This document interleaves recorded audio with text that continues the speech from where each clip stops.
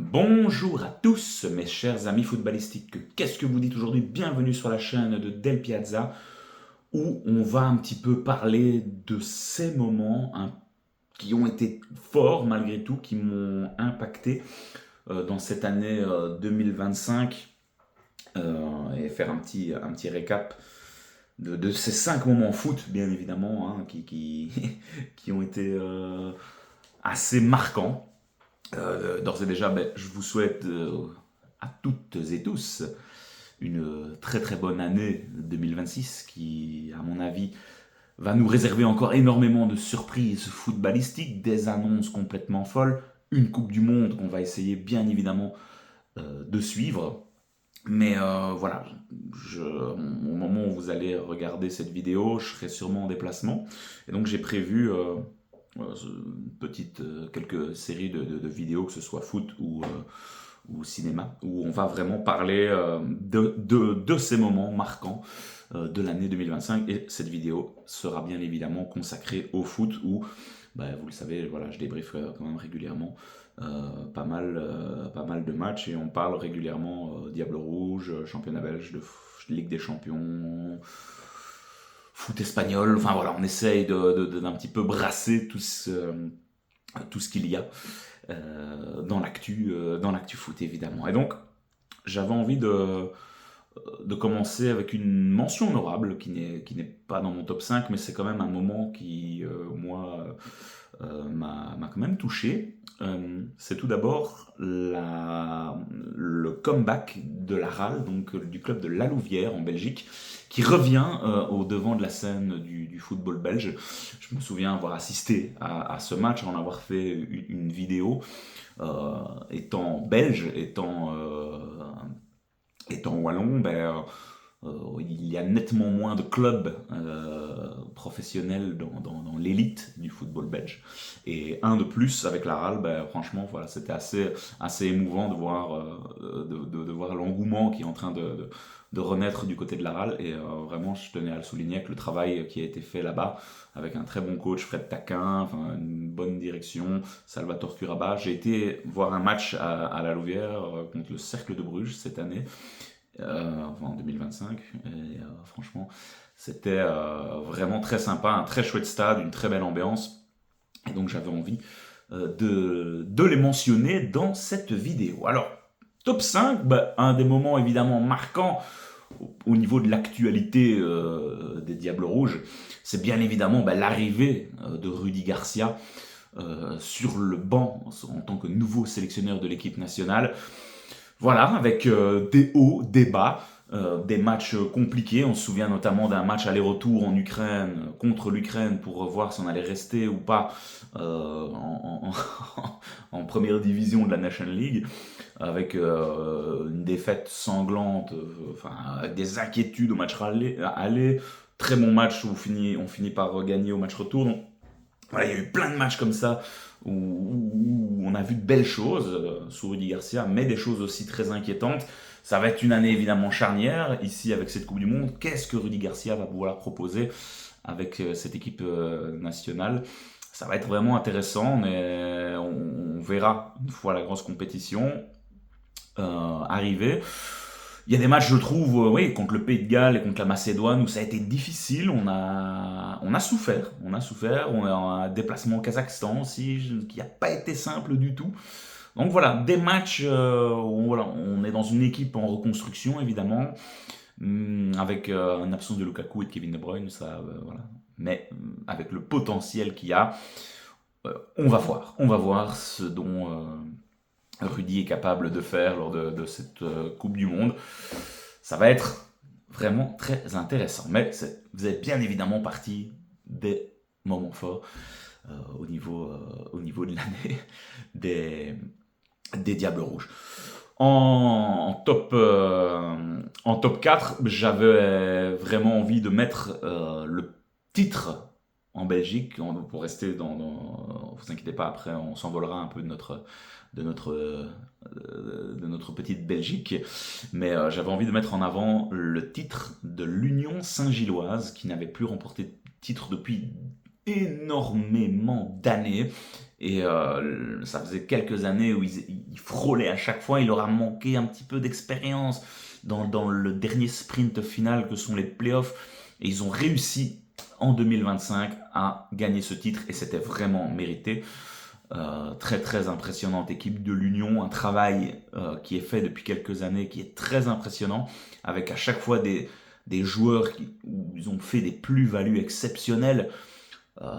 Ici récemment on pense à Puertas, on pense à Amoura, qui sont en train d'exploser, Sadiki, Charles Van Hout, c'était tous des joueurs ces dernières années que l'Union, on a bien connu du côté de l'Union Saint-Gilloise et tous ces joueurs explosent un petit peu euh, à l'international actuellement. La liste est longue, hein, je veux dire vraiment de tous ces joueurs qui sont passés par l'Union et qui réussissent ailleurs, mais à chaque fois l'Union a l'intelligence de recruter des joueurs qui viennent renforcer les mêmes profils qui ont l'ADN Union et franchement le travail qui est fait là-bas c'est vraiment bien. Ils ont fait une première partie une première participation en Ligue des Champions avec quelques chouettes matchs où ils ont pu être impressionnants. Actuellement voilà ils sont un peu je crois qu'ils sont à la 25e 26e place, quelque chose comme ça de cette Ligue des Champions. Ça risque d'être très compliqué pour se qualifier pour la suite, mais malgré tout, on a vu quand même de belles choses avec cette équipe de l'Union. Voilà, on en reparlera dans quelques semaines lors des 2 derniers matchs. Mais vraiment, ça faisait partie pour moi de ces moments forts-là, ce titre évidemment de nos amis unionistes. Voilà, on passe en top 3 avec malheureusement une nouvelle qui est beaucoup moins drôle, mais ça restera malgré tout un moment fort et qui nous a tous secoués, qui a secoué vraiment le monde du football. C'est malheureusement la disparition de Diego Jota, grande légende, grand joueur de Liverpool, qui est malheureusement décédé à la suite d'un accident avec son frère. C'était vraiment une terrible, terrible nouvelle. Ça a énormément impacté évidemment Liverpool, mais aussi le monde du football. De nombreux hommages ont été rendus et donnés pour ce joueur. C'est des choses qu'on a moins voir évidemment, mais voilà, ça fait partie de cette année 2025 et je ne me voyais pas le mentionner comme évidemment moment fort, mais en tout cas moment terriblement marquant. Ça, c'est une certitude parce que, voilà, encore une fois, c'est des choses qu'on n'aime pas, mais ça arrive.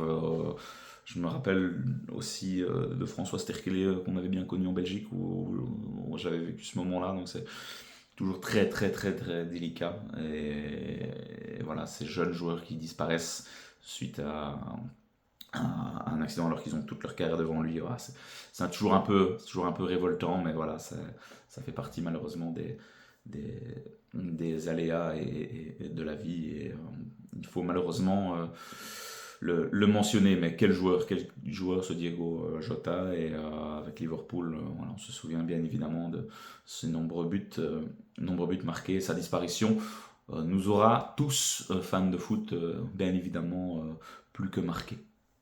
Alors, pour passer sur quelque chose d'un petit peu plus gai, euh, quelque chose de très très marquant en tout cas pour moi, pour cette, euh, cette année 2025, c'est bien évidemment le ballon d'or de Ousmane Dembélé. Franchement, en 2025, on avait fait une vidéo le 1er janvier et on aurait discuté ensemble de dire Ousmane Dembélé sera ballon d'or. Ah, je pense que beaucoup de gens ne l'auraient pas cru et, et ce serait passé littéralement pour une belle blague. Mais voilà, quelle saison il a sorti Ousmane Dembélé avec le Paris Saint-Germain. Ça a été évidemment totalement mérité. Euh, une prestation en Ligue des Champions qui a été exceptionnelle. Alors il y a énormément de joueurs du Paris Saint-Germain qui l'auraient mérité cette année. Mais voilà, finalement, pour Ousmane, pour tout ce qu'il représente, Finalement, bah, c'était plutôt chouette, très touchant. On aurait pu mettre Hakimi aussi, je trouve, qui a fait une saison tout simplement exceptionnelle. Mais évidemment, on connaît le problème lié au Ballon d'Or et souvent, bah, ce genre de trophée est remis à un attaquant. Le nombre de buts est toujours plus impactant. On voit toujours plus le travail d'un offensif. Euh, mais voilà, je trouve malgré tout que ce Ballon d'Or, au niveau d'Ousmane Dembélé, est complètement mérité.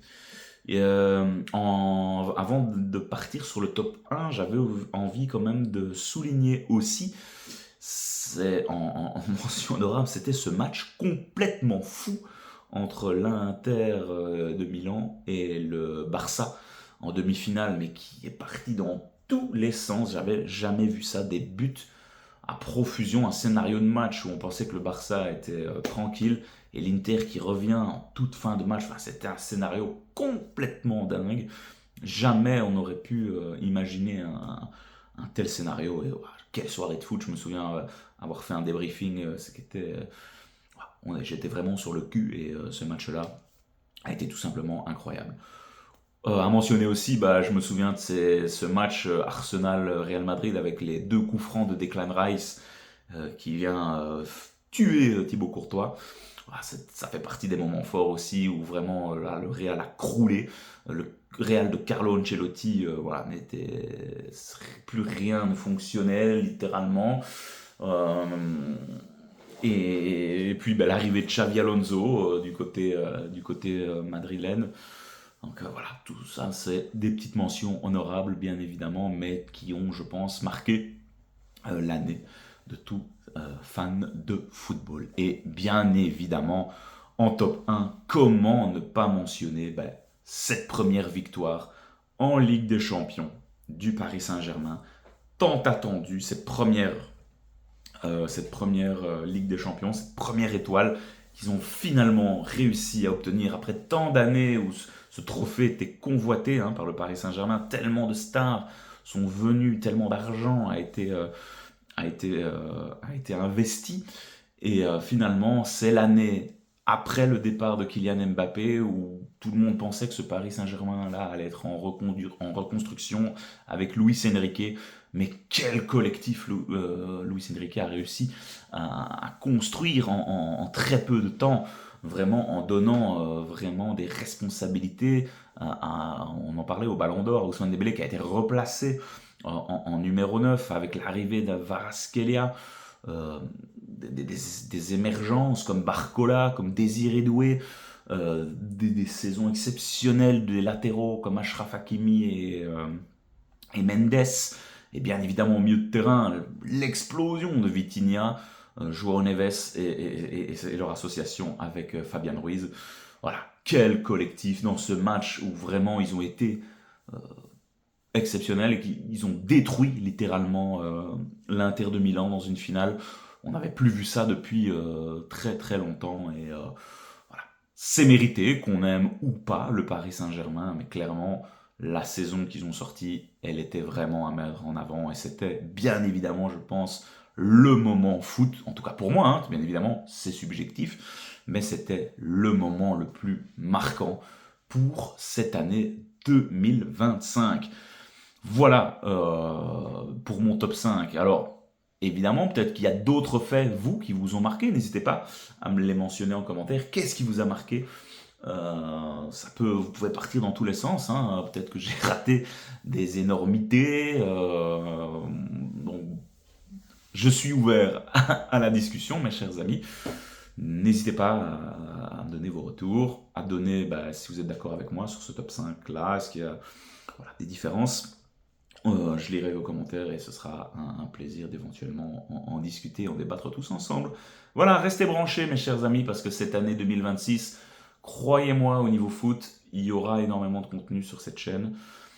Bien évidemment avec en point de mire la Coupe du Monde, mais mes amis, avant tout ça, bien évidemment la Ligue des Champions, la clôture des différents championnats, les points mercato qu'on essaiera de finaliser ici, mercato hivernal. Donc voilà, énormément de contenu foot. Donc restez branchés, mes chers amis. Je vous souhaite à toutes et tous une très bonne journée et meilleurs vœux pour cette année 2026. À très vite sur la chaîne de Del Piazza. Ciao, ciao.